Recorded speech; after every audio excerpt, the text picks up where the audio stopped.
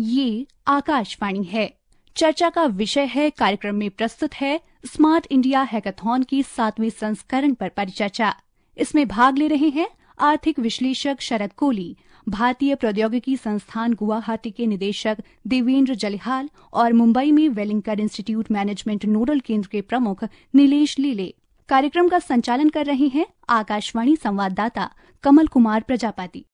Smart India hackathon एक ऐसा आयोजन रहा है जो देश में नए विचारों, नए प्रवर्तन और प्रॉब्लम स्टेटमेंट्स को सुलझाने में बहुत सफल साबित हुआ है। और पिछले 6 संस्करण हमने देखे जिसमें कि युवा अपने रचनात्मक उपायों और समस्या के समाधान के जरिए नए विचार लेकर आए, और इसके बाद इन विचारों के आधार पर हमने देखा कि नए स्टार्टअप्स, नए प्रवर्तन सामने आए और इन विचारों का सरकार को भी फायदा हुआ, देश के सभी नागरिकों को फायदा हुआ। और स्मार्ट इंडिया हैकाथॉन का ये 7वां संस्करण इस बार आयोजित किया जा रहा है। और आज प्रधानमंत्री नरेंद्र मोदी ने ग्रैंड फिनाले के जो फाइनलिस्ट थे उनको संबोधित किया, उनसे बातचीत की और अपना संबोधन भी दिया। नवाचार और प्रौद्योगिकी के क्षेत्र में हम अगर देखें तो स्मार्ट इंडिया हैकाथॉन ने एक नींव स्थापित करने में बड़ी भूमिका निभाई है। और जैसा कि आज प्रधानमंत्री ने अपने संबोधन में भी कहा कि विकसित भारत के लिए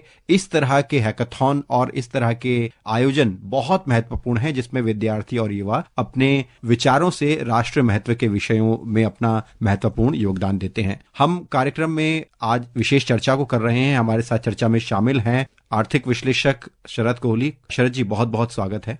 धन्यवाद। तो सबसे पहले मैं आपसे इस आयोजन के संबंध में ही टिप्पणी चाहूंगा कि किस तरह से आप इस तरह के आयोजन को देखते हैं, क्योंकि जैसा कि आज प्रधानमंत्री ने अपने संबोधन में भी इस बात का जिक्र किया कि इस आयोजन की बदौलत देश में बड़ी मात्रा में स्टार्टअप्स उभर कर आए हैं, नए विचार सामने आए हैं जिन्होंने देश के विकास में अपना योगदान दिया है।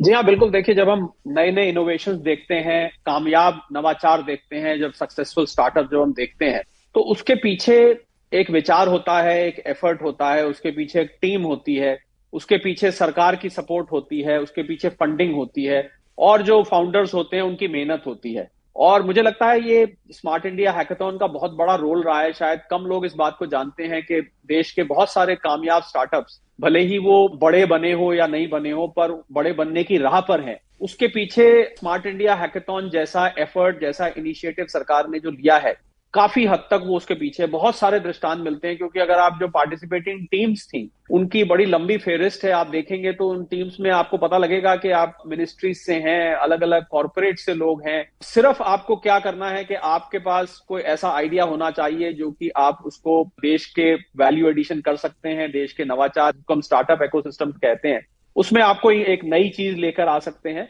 तो मुझे लगता है बहुत बड़ा योगदान रहा है स्मार्ट इंडिया हैकाथॉन का। और मैं ये भी चाहूंगा कि भारत अब दुनिया का तीसरा सबसे बड़ा स्टार्टअप इकोसिस्टम है, कि आने वाले समय में जो भी स्टार्टअप्स निकल कर आए तो वो अपने पीछे जब वो अपना प्रोफाइल बनाते हैं, अपने बारे में लिखते हैं, तो मुझे लगता है उनको स्मार्ट इंडिया हैकाथॉन का उसमें अब जिक्र करना चाहिए। और इसी तरह से मैं ये भी चाहूंगा कि स्मार्ट इंडिया हैकाथॉन भी आगे उसको फॉलो अप करके कि कौन कौन से स्टार्टअप स्मार्ट इंडिया हैकाथॉन की बदौलत, उसके कारण या उस इनिशिएटिव से जुड़े हैं और उसकी वजह से आज वो कामयाब हैं। तो मुझे लगता है दोनों ही एंड से अगर ये डेटा भी निकल के आता रहेगा तो आप देखेंगे कि आने वाले वर्षों में इसमें पार्टिसिपेशन और बढ़ती हुई दिखाई देगी। बिल्कुल। हमारे साथ अन्य विशेषज्ञ भी शामिल हो चुके हैं। मैं स्वागत करना चाहूंगा नीलेश लीले जी का, जो मुंबई में नोडल केंद्र को हेड कर रहे हैं स्मार्ट इंडिया हैकाथॉन के। नीलेश जी, आपका भी स्वागत है। हम आपसे जानना चाहेंगे कि जिस तरह से 51 नोडल केंद्र बनाए गए हैं, तो आपके नोडल केंद्र में किस तरह से इस स्मार्ट इंडिया हैकाथॉन को लिया जा रहा है और कितने युवा इसमें प्रतिभागी बने हैं? क्या कुछ प्रॉब्लम स्टेटमेंट्स के सॉल्यूशन इन युवाओं ने पेश किए हैं? आप इस बारे में बताएं। जी जरूर। 51 नोडल सेंटर्स में सब मिला के 250 से ऊपर प्रॉब्लम स्टेटमेंट्स है। उसमें से एक जहां मैं हूं, वेलिंगकर इंस्टीट्यूट मुंबई, जहां पे 6 प्रॉब्लम स्टेटमेंट्स के ऊपर बच्चे काम कर रहे हैं। वो 6 प्रॉब्लम स्टेटमेंट्स पे 34 अलग अलग टीम्स, ऑन एन एवरेज 5 से 7 टीम्स हर प्रॉब्लम स्टेटमेंट के यहाँ ग्रैंड फिनाले में आए हुए हैं, जिसमें सब मिला के 34 टीम्स बनते हैं। ऑन एन एवरेज अगेन 6 से 7 मेंटोर को पकड़ के 7 लोग हैं। सो 200 से अधिक बच्चे आज इस वेलिंगकर इंस्टीट्यूट में मौजूद है। और 6 प्रॉब्लम स्टेटमेंट्स जो 3 अलग अलग मिनिस्ट्रीज से प्रॉब्लम स्टेटमेंट्स आए, department of science and technology, उसके बाद NSG नेशनल सिक्योरिटी गार्ड्स, और भारत इलेक्ट्रॉनिक्स लिमिटेड। ये जो प्रॉब्लम स्टेटमेंट्स है काफी सारे AI, artificial intelligence, machine learning इसके ऊपर डिपेंडेंट है। जैसे एक सिंपल प्रॉब्लम स्टेटमेंट मैं बताता हूँ कि वुमेन सेफ्टी के ऊपर, कि लोगों के चेहरे से आप उनका बिहेवियर प्रेडिक्ट कर सकते हैं, एंड कोई अगर मिसबिहेव करने वाला है या कुछ अलग किस्म से बिहेव करने वाला है, उस किस्म का पहले ही वो इंसान को आप ट्रैक कर सकते हो और पहचान सकते हो कि वो ऐसा कुछ करने वाला है। एक उदाहरण हो गया जो प्रॉब्लम स्टेटमेंट, यहाँ 5 से 6 टीम्स उस पर काम कर रहे हैं। जिस तरह से आपने बताया कि विमेन सेफ्टी से लेकर अलग अलग तरीके से प्रॉब्लम स्टेटमेंट को इसमें रखा गया है जिसका समाधान निकालने की कोशिश की, हम आपसे ये भी समझना चाहेंगे, संक्षेप में बताएं कि विद्यार्थियों का उत्साह कैसा था और इन प्रॉब्लम स्टेटमेंट को सुलझाने को लेकर वो किस तरह से मेहनत से काम कर रहे हैं। विद्यार्थी तो बहुत उत्साहित है, खास करके जो मुंबई के बाहर है उनको मुंबई आने को मौका मिला है। जनरली ये once in a life time हम कह सकते हैं। और एक दो चीज once in a life time हुए यहाँ पे कि हमारे आदरणीय प्रधानमंत्री 5 टीम्स के साथ इंटरेक्ट करते हैं। लाइव इंटरेक्शन खत्म हुई है 4:30 से 5:30, और उसमें से जो एक टीम थी वो यहाँ वेलिंगकर में ही वो टीम अपना काम कर रही है। और वो जो टीम काम कर रही है वो ड्रोन सॉल्यूशंस पे काम कर रही है। अगर आप देखें आसमान में तो ये ड्रोन है या ये पक्षी है, बर्ड है, ये डिटेक्ट करना कई बार जो ड्रोन डिटेक्टर्स होते हैं उनको मुश्किल होता है। तो ये जो सॉल्यूशन है कि जहाँ पे जैसे उन्होंने भी कहा कि हर इंसान का फिंगरप्रिंट यूनिक होता है, वैसे ही हर ऑब्जेक्ट का एक डॉपलर इफेक्ट से अलग रिजल्ट्स आता है। तो उसके बेसिस पे आप डिटेक्ट कर सकते हो कि वो पक्षी या पंछी या बर्ड है या ये वो सचमुच ही ड्रोन है। तो ऐसे काफी सारे जो रियल लाइफ, जो हमारे निजी जिंदगी में, दिनचर्या में, डे टू डे लाइफ में कुछ हमारे सामने जो प्रॉब्लम्स आते हैं, वही ये प्रॉब्लम्स मिनिस्ट्रीज ने दिए हुए हैं और उनके ऊपर ही ये बच्चे बहुत मेहनत लेके काफी इंटरेस्ट से इस पे सॉल्यूशंस इन लोग खोज रहे हैं। अब हम चलते हैं प्रोफेसर देवेंद्र जरिहाल के पास, जो IIT गुवाहाटी के प्रमुख हैं। बहुत स्वागत है आपका। नमस्कार देवेंद्र जी, हम आपसे समझना चाहेंगे कि IIT गुवाहाटी जो एक नोडल केंद्र बना है, इसकी क्या भूमिका इस बार के स्मार्ट इंडिया हैकाथॉन में देखी जा रही है। और हम लोग प्रॉब्लम स्टेटमेंट्स की बात कर रहे हैं जिनको युवा सुलझा रहे हैं, तो वहाँ क्या कुछ प्रॉब्लम स्टेटमेंट्स पर काम हो रहा है और किन चीजों पर फोकस है और युवा किस उत्साह के साथ इसमें हिस्सा ले रहे हैं? यहाँ 20 टीम्स आए हैं। वो 20 टीम्स तो महाराष्ट्र से, गुजरात से, तेलंगाना से, बाहर से ही आए हैं। 20 टीम्स आए हैं। एक एक टीम में 6 स्टूडेंट्स है और हर एक टीम में एक गर्ल स्टूडेंट को भी रहना जरूरी है। और एक टीम तो सारे गर्ल्स टीम ही है। 120 लड़के हमारे यहाँ आए हैं और 36 घंटे का हैकाथॉन है, सॉफ्टवेयर हैकाथॉन। वो शुरू हो गया है, कल शाम तक वो खत्म हो जाएगा। जी, अब हम शरद जी आपके पास आएंगे, लेकिन इससे पहले हम एक संवाद सुनवाना चाहेंगे। प्रधानमंत्री नरेंद्र मोदी ने आज जिस तरह से अपने संबोधन में कई युवाओं से संवाद भी किया, उनके इनोवेशन के बारे में जाना, तो NIT श्रीनगर के नोडल केंद्र के जो विद्यार्थी हैं, जो वहाँ की टीम थी, वहाँ के विद्यार्थियों ने एक रोचक नवाचार प्रस्तुत किया है। जो ऑटिज्म या इंटेलेक्चुअल डिसेबिलिटी के लोग हैं, उनको लेकर वर्चुअल रियलिटी फ्रेंड का उन्होंने कॉन्सेप्ट दिया है, जिससे कि वो उनकी सीखने सिखाने की लर्निंग का जो प्रोसेस है उसको वो वर्चुअल रियलिटी के जरिए सीख कर समाज में अपना एक बराबरी का स्थान हासिल कर सकें। तो आइए हम इस संवाद का एक अंश आपको सुनवाते हैं। नमस्ते जी।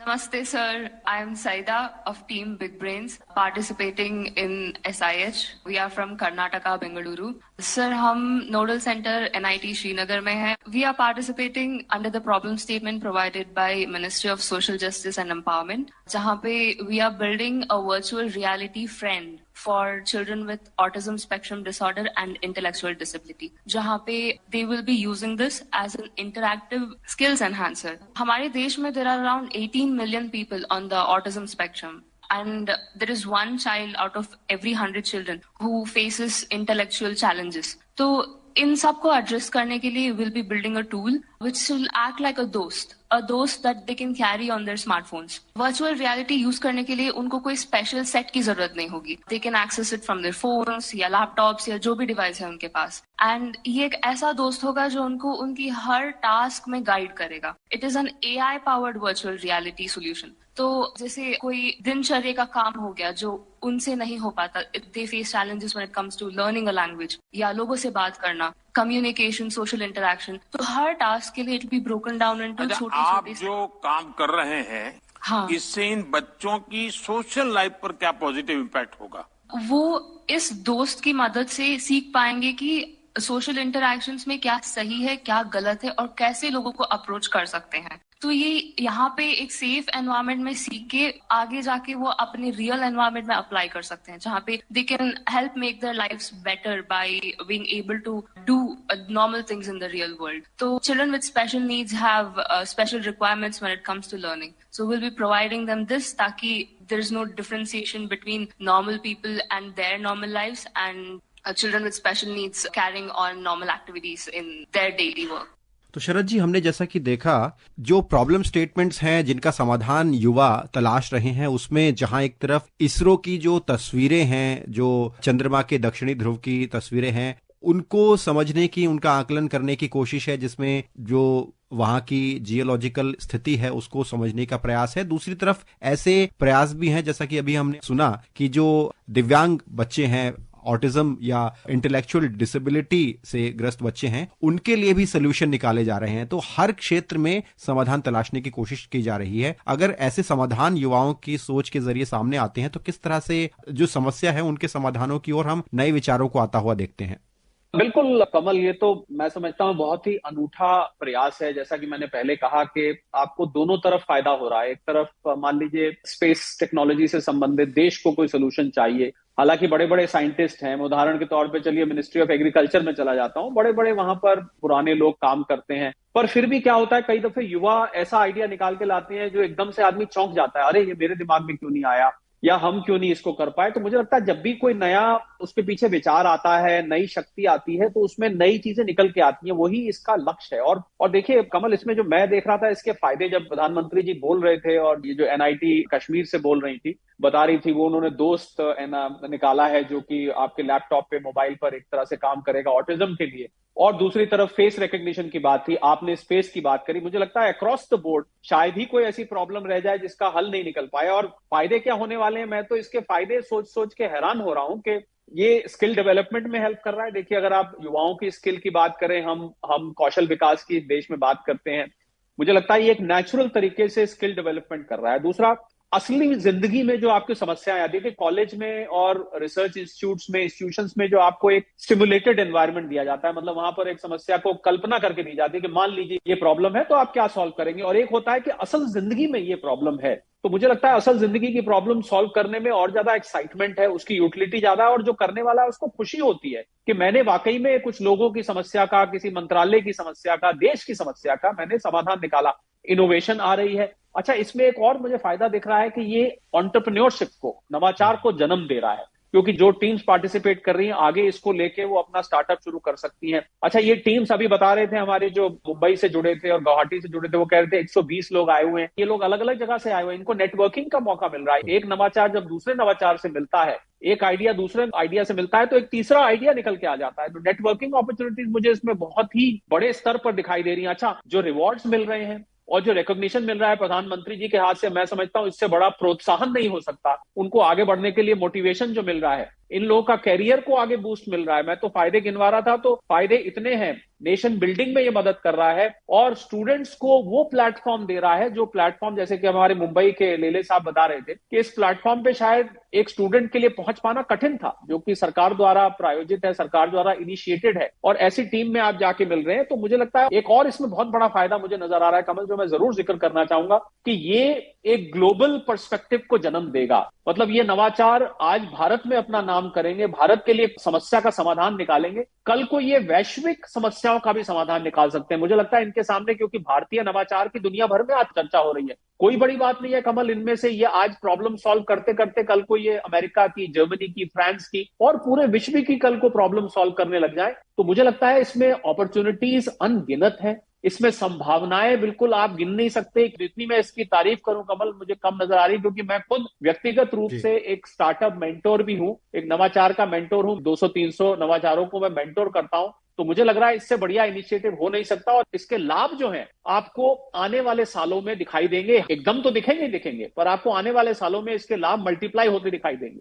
हमारे साथ कार्यक्रम में जुड़ रहे हैं नीति आयोग के अटल इनोवेशन मिशन के मिशन डायरेक्टर चिंतन वैष्णव। आपका कार्यक्रम में बहुत बहुत स्वागत है। हम आपसे समझना चाहेंगे कि स्मार्ट इंडिया हैकाथॉन जैसे आयोजन किस तरह से देश में नवाचार की एक पूरी संस्कृति को पैदा करने में अपनी अहम भूमिका निभा रहे हैं, और जिस तरह से युवा अपने नए विचारों के साथ, नए उपायों के साथ सामने आ रहे हैं, किस तरह से ये बहुत महत्वपूर्ण हो जाता है। और दूसरा, आपसे हम अटल इनोवेशन मिशन के बारे में भी समझना चाहेंगे, क्योंकि प्रधानमंत्री ने आज अपने संबोधन में इस मिशन का भी जिक्र किया, और जिस तरह से अटल इनोवेशन मिशन के जरिए देश में इनोवेशन का एक वातावरण बना है, उसके बारे में उन्होंने कहा। तो इस मिशन से किस तरह से देश में नवाचार को नया रूप देने में मदद मिली है, इस बारे में भी आप हमें बताएं।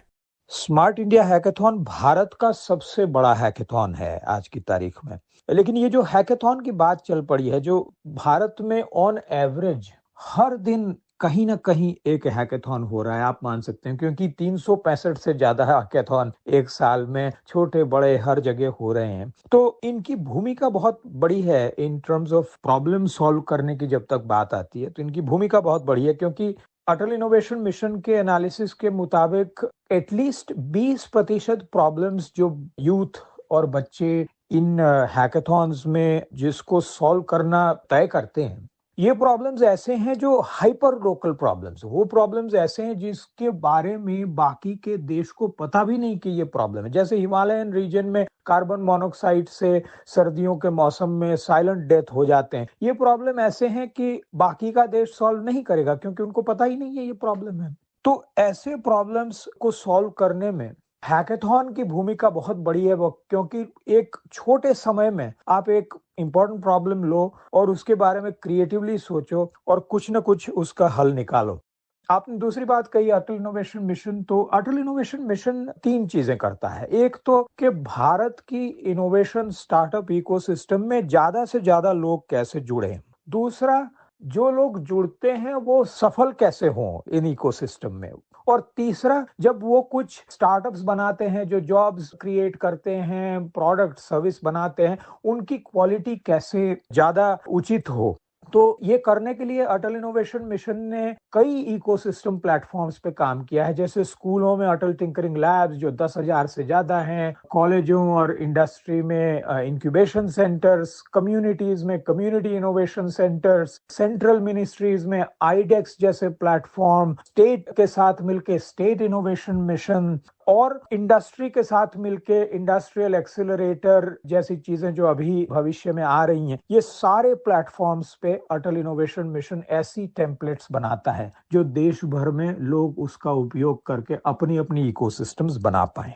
सीधे चलते हैं, हैदराबाद विश्वविद्यालय के वाइस चांसलर बीजे राव से आकाशवाणी संवाददाता ने बात की, और उन्होंने बताया कि कई मुद्दों का समाधान तलाशने में किस तरह से वहां के केंद्र पर काम हो रहा है। आइए सुनते हैं। हम आज यहाँ वर्धमान कॉलेज में उपस्थित हैं। 7वां एडिशन इंडिया हैकाथॉन चल रहा है, जिसको हम कहते हैं स्मार्ट इंडिया हैकाथॉन।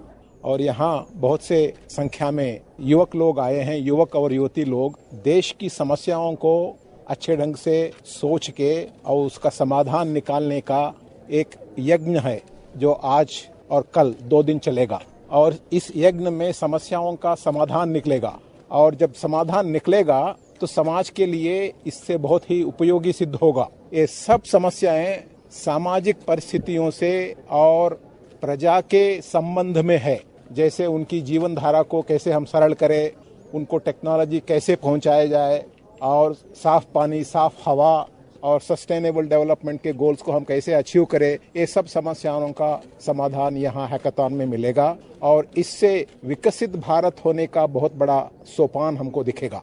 तो अगर कुछ अंग्रेजी में कहूँ तो this is a very important mission statement of the country now. 7th edition of Smart India Hackathon being held in Vardhaman Engineering College to had this occasion to hold this important 2-day event where large number of young students, boys and girls, have come together to discuss about mission statements where problems are analyzed, dissected, explored, और उसका समाधान, solutions are explored, solutions are discovered, और जब solutions are discovered, they can actually become important mission statements for the country and become startups.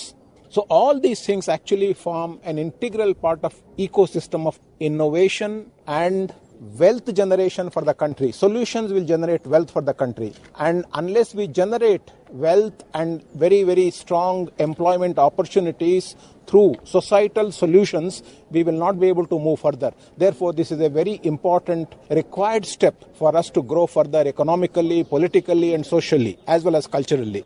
तो इनके आखिरी कथन से ही मैं सवाल पर आऊंगा शरद जी। जैसा कि इन्होंने कहा कि अगर सॉल्यूशंस आते हैं, स्टार्टअप्स आते हैं, तो वेल्थ जनरेट हो सकती है और देश को विकसित बनाने में इससे मदद मिल सकती है और एक पूरा इकोसिस्टम तैयार हो सकता है, रोजगार के अवसर पैदा हो सकते हैं। तो जब हमें इसके कई गुना फायदे हैं, तो हमें किस तरह से इस तरह के हैकाथॉन्स को देखना चाहिए जिसमें नए युवा विचार सामने आते हैं और न सिर्फ हमारी रोजमर्रा की जिंदगी के लिए सॉल्यूशंस निकालते हैं, बल्कि देश के बड़े मुद्दों के लिए, चाहे वो सुरक्षा का मुद्दा हो, स्वास्थ्य का मुद्दा हो, कृषि का मुद्दा हो, जल संरक्षण का, जल संसाधन का मुद्दा हो, उनमें समाधान हमें देखने को मिलते हैं। तो किस तरह से देश की आर्थिक तरक्की के लिहाज से यह अहम है? बहुत ही महत्वपूर्ण रोल ये प्ले करता है देश की आर्थिक प्रगति में। आप देख रहे हैं कि हमारे स्टार्टअप इकोसिस्टम में यूनिकॉर्न्स बनते हैं जिनको हम 1 बिलियन, आप तो डेकाथॉन्स की बात हो रही है, 1 बिलियन, 10 बिलियन डॉलर तक के बन रहे हैं। वो वेल्थ क्रिएशन जो हो रहा है, वो उसकी संभावनाएं जैसे कि मैंने कहा अनगिनत है। और मैं एक और इसमें सलाह भी देना चाहूंगा आकाशवाणी के माध्यम से कि इसके बाद जिसको हम फॉलो अप सिस्टम कहते हैं, फॉलो अप सिस्टम को जिसका मैंने शुरू में जिक्र किया कि बाद में इसमें से कितने जो सॉल्यूशंस निकल के आए, कितने वो कमर्शियली कन्वर्ट हो गए। कमर्शियल कन्वर्ट से मेरा मतलब है कि कितने वो स्टार्टअप हो गए, उनको रेवेन्यू आना शुरू हो गया, उनको फंडिंग मिल गई, पहला। दूसरा ये भी इसमें महत्वपूर्ण है कि वो लोग क्या वो सॉल्यूशन उस मिनिस्ट्री के या वो भारत सरकार के या भारत सरकार के उस उपक्रम के वो काम आया, और काम आया तो उसका लाभ क्या हुआ। मुझे लगता है अगर ये सब डेटा भी सार्वजनिक कर दिया जाए तो उससे आगे आगे जो हैकाथॉन्स हमारे होंगे वो उसमें और ज्यादा आपको पार्टिसिपेशन होता दिखाई देगा और देश को इस हैकाथॉन का महत्व भी समझ में आएगा और मैं समझता हूं ज्यादा लोग इससे जुड़ पाएंगे। आपने बिल्कुल ठीक कहा और इस बात का प्रधानमंत्री ने भी अपने संबोधन में आज जिक्र किया था कि जैसे उन्होंने 2017 के हैकाथॉन का जिक्र किया जिसमें एक बहुत बड़ी संख्या में विचारों के साथ युवा सामने आए और 2-3 स्टार्टअप्स का उन्होंने जिक्र किया जो सफलतापूर्वक इस हैकाथॉन की ही देन है। जैसे रियल टाइम ब्लड मैनेजमेंट, जिसमें कि आपदा के समय अगर ब्लड की जरूरत होती है तो उस वक्त इस ब्लड बैंक के मैनेजमेंट सिस्टम से इस आपातकालीन स्थिति में ब्लड उपलब्ध करवाया जा सकता है। इसी तरह से इन्होंने जियो टैगिंग ऐप का भी जिक्र किया था। इस उपाय से किस तरह से हम तकनीकी रूप से जो जियो लोकेशंस हैं और उनके मामले में समाधान निकालने में सफल हो पाए हैं और जो खासतौर पर सरकार के स्तर पर इससे बहुत फायदा मिला है, ऐसा उन्होंने कहा। ऐसे समाधान स्टार्टअप्स में तब्दील होते हैं तो निश्चित रूप से आने वाले समय में, जैसा कि आप भी कह रहे हैं, कि युवाओं को और प्रेरणा मिलेगी और बड़ी संख्या में युवा सामने आकर और नई चीजों पर काम करेंगे।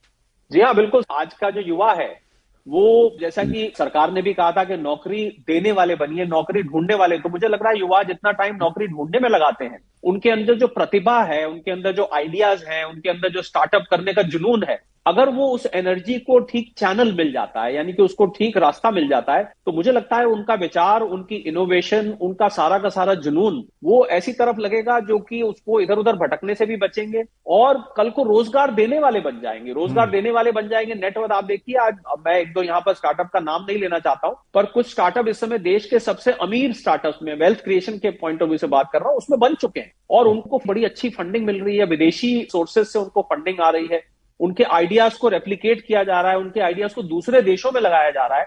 तो मुझे लगता है कि भारतीय युवा में संभावनाएं इतनी है और उनकी बुद्धि इतनी तेज है। हालांकि हमारे एजुकेशन सिस्टम को लेकर बार बार बात की जाती है, पर लोग ये भूल जाते हैं कि यही वो युवा हैं जिनके ऊपर बात की जाती है, यही वो युवा हैं जो आज देश के सबसे सक्सेसफुल स्टार्टअप्स बना रहे हैं। और एक बात मैं कमल यहां पर जोड़ना चाहूंगा कि स्टार्टअप नवाचार सिस्टम के बारे में बात कही जाती है कि साहब 80-90% फेल हो जाते हैं, कोई कहता 75% फेल हो जाते हैं। तो मेरा ये मानना है कि ये जो इनिशिएटिव है स्मार्ट इंडिया हैकाथॉन, ये एक ऐसा इनिशिएटिव है जहां पर ये जो फेलियर रेट है स्टार्टअप का, ये भी उससे कम होता है, क्योंकि आप एक रियल लाइफ प्रॉब्लम को सॉल्व करने का आपको नवाचार शुरू करने से पहले मौका मिलता है। तो आपको एक तरह से लैबोरेटरी मिल गई जहां पर आप अपने एक्सपेरिमेंट को पहले कर सकते हैं। और जब आप देखेंगे कि आपके सोल्यूशन को तो किसी मंत्रालय ने या राष्ट्रीय स्तर पर उसको इंप्लीमेंट किया जा रहा है, उसको लगाया जा रहा है, तो मैं समझता हूं कि वो फेलियर के चांसेस जो होते हैं स्टार्टअप इकोसिस्टम में वो भी कम हो जाएंगे। ये एक और इसका फायदा निकल के आएगा और मैं पूरे यकीन के साथ ये बात कह सकता हूं कि जितने स्टार्टअप स्मार्ट इंडिया हैकाथॉन से पिछले चंद वर्षों में जुड़े हैं, उनकी अगर हम सक्सेस रेट निकाल कर देखें आप देखेंगे कि उनका सक्सेस रेट कहीं ज्यादा है, क्योंकि उनको सरकार द्वारा भी एक तरह से उनके, मैं कहूं कि सीवी में, उनके बायोडेटा में, उनके रिज्यूमे में, उनके प्रोफाइल में, और यहां पर हम कंपनी का बैकग्राउंड कहते हैं, नवाचार का बैकग्राउंड, उसमें जुड़ जाता है कि इस नवाचार ने पहले एक सरकारी प्रॉब्लम सॉल्व करके दी थी, एक सार्वजनिक प्रॉब्लम सॉल्व करके दी थी, एक कंपनी की प्रॉब्लम सॉल्व करके दी थी, देश की प्रॉब्लम सॉल्व करके दी थी। तो मैं समझता हूं ऐसे में उनको फंडिंग मिलने में आसानी हो जाती है, उनको नौकरी पे स्किल ढूंढने में आसानी हो जाती है, और उनकी ग्रोथ जो है बाकी स्टार्टअप के मुकाबले तेज हो जाती है। तो नीलेश जी, आपसे भी मैं यही समझना चाहूंगा, जैसा कि हम चर्चा कर रहे हैं कि युवा अपने इनोवेटिव आइडियाज से एक नए और विकसित भारत की तरफ जो रास्ता है उसको तैयार करने में अपनी बड़ी भूमिका निभा रहे हैं। तो इस स्मार्ट इंडिया हैकाथॉन के कॉन्सेप्ट से आपको क्या लगता है कि जो प्रॉब्लम स्टेटमेंट्स हैं जो कि सरकारें दे रही हैं, संस्थान दे रहे हैं और विभाग दे रहे हैं, उनको सॉल्व करके विद्यार्थी अपने जो रोचक आइडियाज हैं वो कैसे निकाल रहे हैं? क्योंकि आप उस प्रोसेस में अभी हैं और विद्यार्थियों से लगातार आपका संवाद भी हो रहा होगा, तो उनके मन में जो समस्या का समाधान निकालने को लेकर एक पूरा उनके अंदर उत्साह है, तो वो कितने तत्पर हैं देश में समस्याओं का समाधान तलाशने के लिए? मैं ये भी बताना चाहता हूँ कि हमारे भारत देश में जो प्रॉब्लम्स होते हैं वो कई बार बाकी दुनिया से अलग होते हैं। तो हमारी मिनिस्ट्री वो प्रॉब्लम स्टेटमेंट देती है, जैसे फॉर एग्जांपल आयुष मिनिस्ट्री है जो आयुर्वेदिक के लिए हमने बनाई है, तो वो टाइप ऑफ प्रॉब्लम्स दुनिया भर में अवेलेबल नहीं होते। तो जैसे एक सिंपल एग्जांपल है कि आप एक ऐप बनाओ, जो औषधि है, जो वनस्पति है, उसको आप स्कैन करो और वो ऐप आपको बता दे कि ये औषधि वनस्पति क्या है। तो ऐसे लास्ट अभी 7 सालों से मैं भी जुड़ा हुआ हूँ स्मार्ट इंडिया हैकाथॉन से, और मैंने देखा है कि कैसे अलग अलग मिनिस्ट्रीज, अलग अलग गवर्नमेंट एजेंसीज अपने प्रॉब्लम स्टेटमेंट्स दे रहे हैं, बिकॉज ये वो हमारे लिए यूनिक है, हमारे देश के लिए यूनिक है, और साथ साथ हमारी जो ब्रेन पावर है, हमारे जो स्टूडेंट्स है, वो भी यूनिक है। सो रादर देन दुनिया के लिए या दुनिया के प्रॉब्लम सॉल्व करें, वो अगर भारत के प्रॉब्लम सॉल्व करेंगे, हमारे देश के प्रॉब्लम सॉल्व करेंगे, जिसमें उन्हें ज्यादा रुचि, ज्यादा सेटिस्फैक्शन भी मिलता है। एंड वही देखने को मिला है कि हर साल आप ज्यादा नंबर स्टूडेंट्स देखते हैं, ज्यादा आइडियाज आप देखते हैं, और ज्यादा एक्साइटमेंट भी देखते हैं इन स्टूडेंट्स में, बिकॉज वो जो प्रॉब्लम्स पे काम कर रहे हैं उनके डे टू डे लाइफ में उसका इम्पैक्ट हो रहा है, और उसकी वजह से वो ज्यादा एक्साइटेड दिखते हैं। प्रोफेसर देवेंद्र, आपका भी मैं कमेंट लेना चाहूंगा कि आने वाले समय को लेकर जब हम विकसित भारत की, डेवलप्ड इंडिया की बात करते हैं, जिस पर प्रधानमंत्री ने भी आज अपने संबोधन में जोर दिया, तो उसमें विद्यार्थियों की किस तरह की भूमिका को आप देख रहे हैं? क्योंकि हमारे पास एक बहुत बड़ी युवा संख्या है, बहुत बड़ा यूथ है, और प्रधानमंत्री ने भी कहा कि अगर उनके क्षमता को, उनकी कैपेबिलिटीज को हम पूरी तरह से उनका इस्तेमाल करें, जैसे कि स्मार्ट इंडिया हैकाथॉन के जरिए किया भी जा रहा है, तो हम बहुत सारी समस्याओं को दूर करके हम समाधान निकाल सकते हैं और अपने देश को विकसित बना सकते हैं। हमारे देश में बहुत सारे प्रॉब्लम्स है, ये सबको पता है, लेकिन ये जो स्मार्ट हैकाथॉन का जो आइडिया है वो प्रॉब्लम रिच जोन से सॉल्यूशन रिच सिचुएशन तक हम जा रहे हैं। तो हर प्रॉब्लम का बहुत सारे हल होंगे। तो यहाँ इतने सारे युवा लोग ये प्रॉब्लम सॉल्व करने में लगे हैं, तो इसमें कोई ना कोई सक्सेसफुल होगा ही। तो ये सॉल्यूशन रिच रिजिम में जो हम जा रहे हैं, इससे बहुत अच्छा लगे, क्योंकि ये ऐसे नहीं है कि हम बैठे बैठे हम कुछ नहीं कर पाएंगे, हमारे हाथ से कुछ होगा नहीं। ये सब छोड़कर ये युवा लोग आए हैं, हम इस प्रॉब्लम सॉल्व करेंगे, ये सोचकर। ये बहुत बड़ी बदलाव की विचार है। तो इससे मुझे लगता है कि बहुत अच्छा पॉजिटिव इम्पैक्ट भी होगा, और लोगों के मन में ये भी आएगा कि हम प्रॉब्लम सॉल्व कर पाएंगे, और प्रॉब्लम सॉल्व करने के बाद एक सक्सेसफुल एंटरप्राइज भी होगा। तो ये बहुत पॉजिटिव विचार है। जी बिल्कुल, बहुत पॉजिटिव विचार है, और इसी बात के साथ हम कार्यक्रम को भी समाप्त करते हैं। आप तमाम विशेषज्ञों का हमारे साथ जुड़ने के लिए बहुत बहुत धन्यवाद। आज स्मार्ट इंडिया हैकाथॉन पर विस्तार से हमारे श्रोताओं को न सिर्फ इस चर्चा के माध्यम से जानकारी मिली होगी, बल्कि बहुत सारे युवा जो सुन रहे हैं उनको भी एक प्रेरणा मिली होगी कि किस तरह से इनोवेशन और नवाचार से भारत को बदला जा सकता है, विकसित भारत की ओर हम बढ़ सकते हैं और अपना बहुत इसमें योगदान दे सकते हैं अपने नए विचारों के माध्यम से। बहुत बहुत धन्यवाद आप सभी का। धन्यवाद, थैंक यू। अभी आप सुन रहे थे स्मार्ट इंडिया हैकाथॉन की 7वीं संस्करण पर परिचर्चा। इसमें भाग ले रहे थे आर्थिक विश्लेषक शरद कोली, भारतीय प्रौद्योगिकी संस्थान गुवाहाटी के निदेशक देवेंद्र जलिहाल और मुंबई में वेलिंकर इंस्टीट्यूट मैनेजमेंट नोडल केंद्र के प्रमुख नीलेश लीले। कार्यक्रम का संचालन कर रहे थे आकाशवाणी संवाददाता कमल कुमार प्रजापति। ये कार्यक्रम आकाशवाणी की समाचार सेवा प्रभाग द्वारा प्रस्तुत किया गया। इसे आप हमारे mobile app news on AIR और YouTube channel news on AIR official पर भी सुन सकते हैं।